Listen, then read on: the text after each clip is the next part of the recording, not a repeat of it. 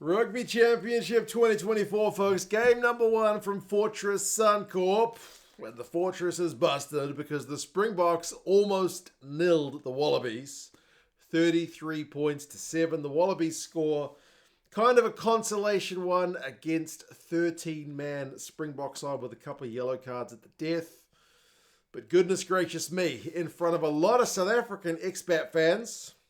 Big sold-out crowd, and despite a late disruption with Peter Steff having to kind of move into lock with Achia Snyman not overcoming that late niggle, it is an emphatic win for the Springboks. Any doubts about their ability to perform at Suncorp are well and truly blown out of the water. I mean, the defence of the Springbok side was keeping the Aussie guys very, very quiet, especially when the Aussies went up the guts. They got it, I think, 2 times. They finally managed to get themselves around the Springbok defence, but not a lot came of it. The Aussies had to resort to kicking long, especially in the first half, as they were under a lot of territorial pressure. The South African scrum and the forwards were unbelievable. Virtually every scrum on a Springbok feed led to a penalty or an advantage. And the Aussies, when they did have chances, because they weren't without chances in this game, they knocked on a lot of ball. Very, very frustrating. Joe Schmidt will be pulling his hair out. The line-out was, I mean, the stats come out all right, but it wasn't real clean line-out ball. And the way the South African forwards especially were able to get over the advantage line, the backs as well. It was a pretty good day at the office for the Boks guys. Then the new laws did keep the game ticking along pretty well, I thought. But we'll go through some of the key events, and you guys can let us know your thoughts. But really, really ominous looking one for the rest of the competition, the way the South Africans perform in game number one, and ominous for the South Africans, for the Australians early, like the first scrum with Cheslin Colby feeding it, literally gets a scrum penalty for the Boks. Salakai Aloto concedes a penalty at the breakdown, and interestingly, Sasha feinberg-mngomezulu, who's pulling the strings at 10, actually missed a kick at goal. Sean Maloney on the commentary for the Aussies broadcasting team did the ultimate commentator's curse, saying he hasn't missed any kicks. And well, he missed that one. His first kick was an absolute stinker, but it didn't matter because the Aussies were under the pump at the breakdown. Penalty conceded, maul time South Africa, penalty, another maul, and Sia Kolisi, the captain, goes over within 10 minutes. The South African fans, it was a sea of green, especially at one end of the stands, were loving every second of that. Most of the game was played down one end, and that was the Aussie end in that first half. So 7-0 early for the Boks. After 15 minutes, the Boks had 80% possession. And the Aussies had more kicks because anytime they did get the ball, it was just, let's get the hell out of here. They were absolutely under pressure. The second try came from Peter Steff du Toit, and he was a bit of a man mountain. He was playing lock, but he was in multiple positions throughout the field. High work rate guy, as he has always been, but on the back of 8 phases. And it wasn't just Peter Steff. It's like Kolisi with a big carry and a flick off the deck in the build-up. It's Dale India getting over the advantage line. Peter Steff's kind of able to get the finishing little flurry on it, but it's the big names in the build-up. So 14-0. And both sides kind of a little bit rocked by injuries early on because Mbonambi and Daugunu both had to go off before we even had to get to the 30-minute mark. But with the Aussies having 3 backs on the bench and the ability for Malcolm Marx to come on, kind of wasn't the end of the world for either side. We did have a kind of 2-for-1 TMO call. We didn't get any TMO until around about half an hour, but we got a 2-for-1 because there was a tackle off the ball from the Aussies, which I did think kind of let the guys have a wee breather because up until half an hour, with this new law about 30 seconds for scrums and lineouts, the game had been really high tempo, but a double TMO check allowed everybody to kind of catch their breath. So we didn't really get the full half of high intensity. I mean, it was largely high intensity, but we didn't get a kind of uninterrupted half, if you know what I mean, because a double TMO check means it was quite a breather. One for a tackle off the ball, which ended up being just a penalty only, but then Andrew Callaway gets rightly yellow carded and bunkered for a lift on Reinach. And he kind of drops him on his head. It wasn't like a spear tackle where he drove his head into the ground, but his head certainly hit the deck, which was not a great look. But he ends up getting yellow carded for that one. So if the Aussies weren't under enough pressure, They now go 15v14. I mean, Jake Gordon put in a nice tackle on Malcolm Marks to stop Marks going over. I think there'd been a knock on in the build-up anyway, so it didn't really matter. But, I mean, the Aussies couldn't even, when they did get some ball in their own half with 14 guys, they couldn't even exit before conceding a penalty. South Africa called for a scrum, advantage, scrum again. Messy ball, and from nowhere, that man, Kurtley Arendse, whose try-scoring record is quite incredible, with amazing footwork, just leaves the Aussie defenders for dead. 21-0, and that is the score at halftime. The Aussies did have a chance before halftime to put a bit of pressure on the box because the South Africans conceded a penalty from the restart, but then like Tizano, who's in his test debut and he does make a heap of tackles in this game, he wins a nice turnover in the second half, which gets his team a bit of purchase, but just like dives off the ball into the ruck off his feet. Like clear as you like penalty, the easiest penalty that Luke Pearce will ever have to give. So just silly stuff at times from the Aussies. So 21-0 at halftime. I mean, the key one for me, I'm looking at the numbers. The Aussies have had 74 metres from 48 carries. So that tells me they're going nowhere. That's bugger all. Like, you want to be getting 4 odd metres a carry. If you can, like 3 something is solid, 4 is gold. The Aussies are at 1.5, so they're virtually just going nowhere. Whereas the Boks are, 271 metres from 87 carries. That's like 3 points, 3.1 metres a carry, which is still solid. It's getting up there. But the Aussies are just being kept absolutely quiet. Clean breaks is 5-1 South Africa. Penalties conceded, it's 8-4 Australia. The South Africans have had almost 60% possession of territory. Only that kind of late little bit of possession to the Aussies at the end of the first half gave them anything.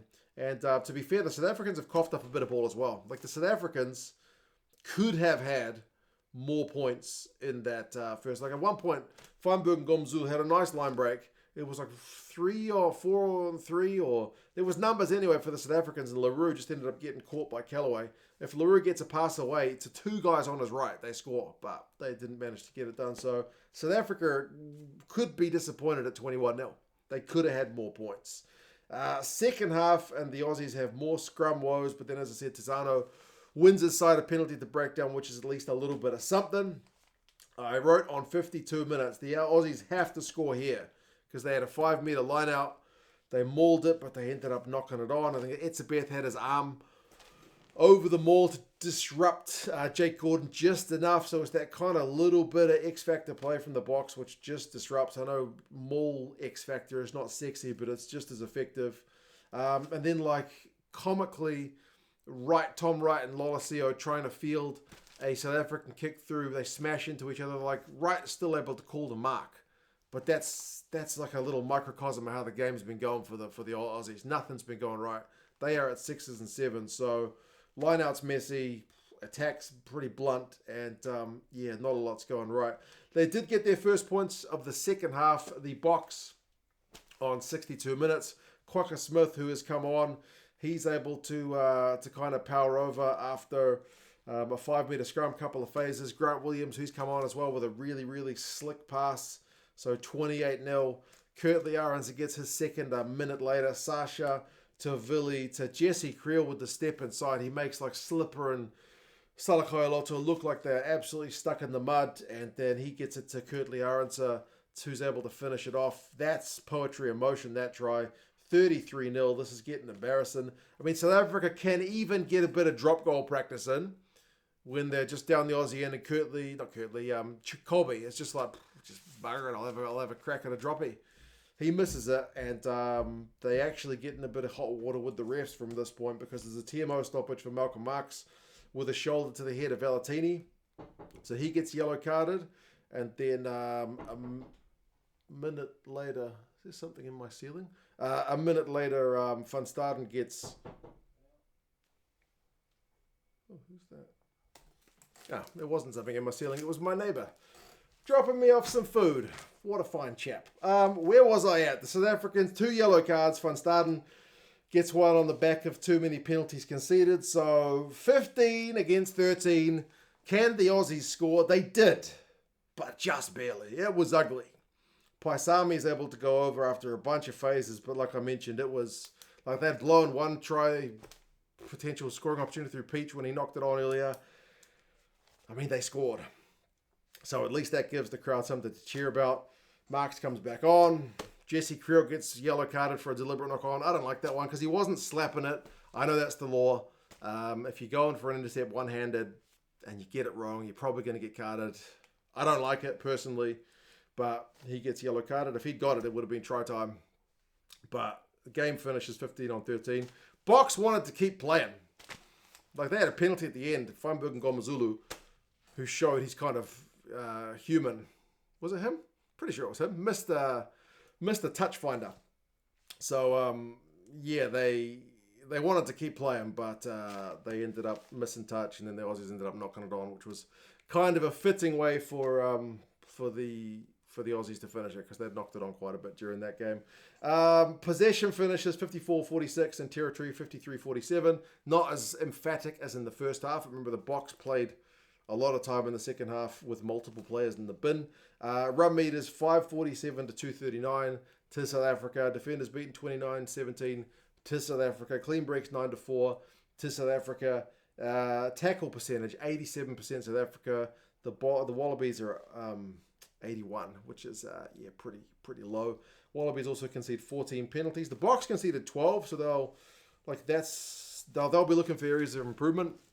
The 3 yellow cards, and then the penalty count were one that they'll be certainly looking at. But to me, the scrum was good. The line-out had a couple go awry, but some of the attacking moves were pretty slick. I mean, you had guys like, you had Creel out wide, like I mentioned. You had Etzebeth out wide at one point. You had Peter Steff out wide. Like, very fluid-looking attack at times, eh? Really, really slick. You had Villy coming in at first receiver, whereas the Wallabies attack, as I mentioned, largely pretty direct. A lot of carries from the likes of Valentini and co., but not that many carries over the advantage line. And, it was pretty tough going. Kurtley Arendse finishes with 107 metres. 5 defenders beaten, 3 clean breaks, and 2 tries. He is elusive. Creel had 58 metres and beat 3 defenders. Elric Lowe beat 4 defenders at number 8. Peter Steff had 13 carries, so he was busy as well. Ben Jason Dixon, top Bok tackler with 19. Tizano also had 19. So good on him. Valentini had 12 carries, won a couple of turnovers, but yeah, pretty tough day at the office. I was watching to see if any of the guys would look to slow the game down with this kind of new laws about the tempo thing. And I mean, we did have a few stoppages, like Frost went down at one point, but his eye had almost kind of closed up from a knock he'd taken, so that was legit. Bongi stopped the game for a while, but then he was subbed, so that was legit. There was a double TMO call, which obviously slowed the game down. Slipper had at one point where he'd taken a bit of a nasty one, but that slowed the game down for a little bit. Eben stopped the game for a little bit, but he was subbed. So, yeah, there didn't seem to be a whole lot of kind of shoelace tying, time wasting, despite these new laws about keeping the game going. You even had Vincent Koch at one point diving down to the base of a ruck to clear the ball out with a sweet pass. Yeah, pretty good day at the office for the Boks. Great crowd at Suncorp. A lot of South African supporters there as well. Probably helped sell the thing out. Aussies forced to kick it long, and their attack was looking pretty blunt. She's a big difference between playing Wales and Georgia to South Africa, I guess. But Joe Schmidt mentioned that. He said this is a pretty big, it's a pretty big challenge to have the world champions come into town so early in his tenure. But he'll have things to work on for their next game next week in Perth. You guys let us know your thoughts on how this one went. Goodness me, I only got 4 minutes until the next game starts. I better go. You guys take care, and I'll talk to you guys again soon. See you later.